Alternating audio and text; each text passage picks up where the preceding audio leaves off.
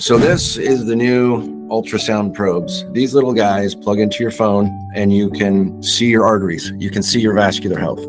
This is the coolest tool to look at your arteries in real time and see your own heart beating, knowing that there's all these processes that you haven't heard or understood or thought about, but every day, every heartbeat, this is going on. There's your blood's pumping, there's little irritations happening.